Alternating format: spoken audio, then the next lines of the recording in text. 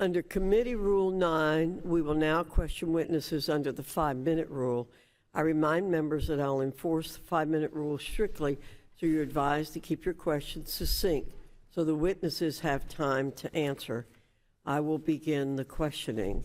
Dr. Shafik, you described the April 4, quote, all out for Al-Shifa, end quote, event that took place at Columbia's campus as a, quote, unapproved event near academic buildings in violation of our rules and policies, end quote. You promised that participants would, quote, face discipline, end quote. Your university policy requires disciplinary action to be initiated shortly after an incident occurs.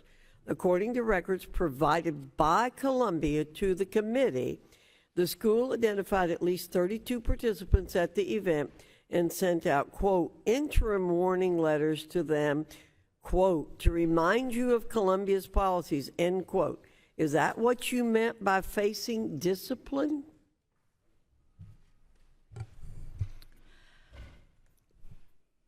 Chairwoman, I want to confirm that yes, we did send warning letters. We developed, in consultation with our anti-Semitism task force, a new demonstration policy which clarified what would happen to students who attended unsanctioned events.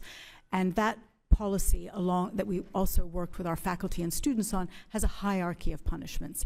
Anyone who attends an unsanctioned event is immediately sent a warning letter, and if it's as an immediate action. If other sorts of misconduct occur at such an event, there could be further sanctions. Okay, let me follow up on that then.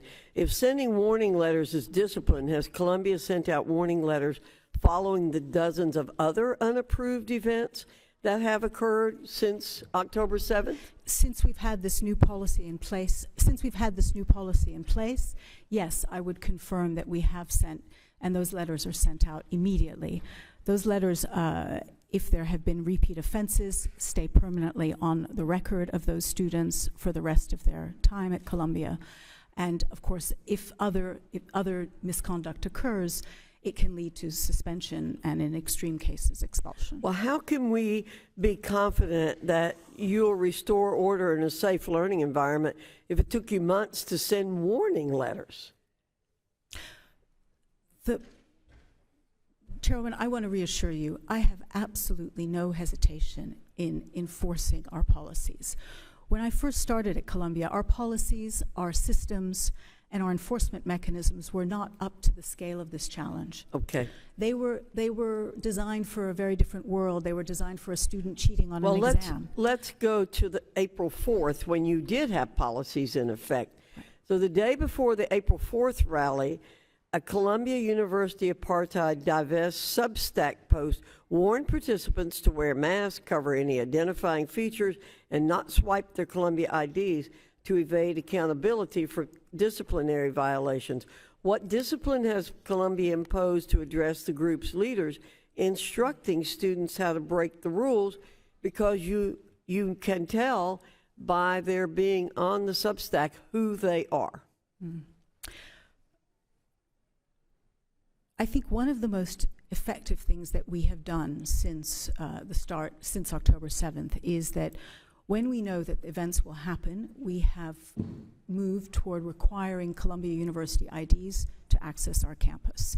That has prevented outside forces to come and cause trouble. And I think that's a very important reason why most of our demonstrations, in fact, the vast majority, have been safe.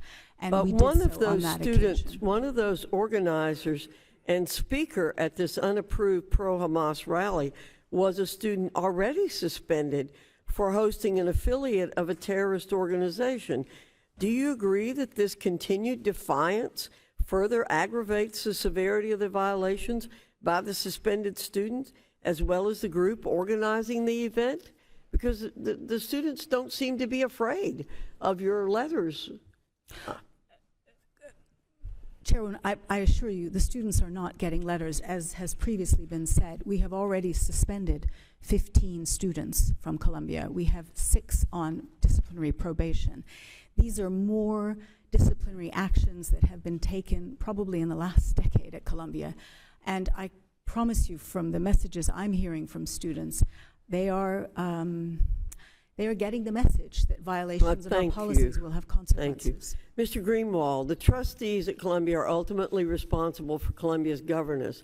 All of us have seen the true nature of the environment at Columbia exposed.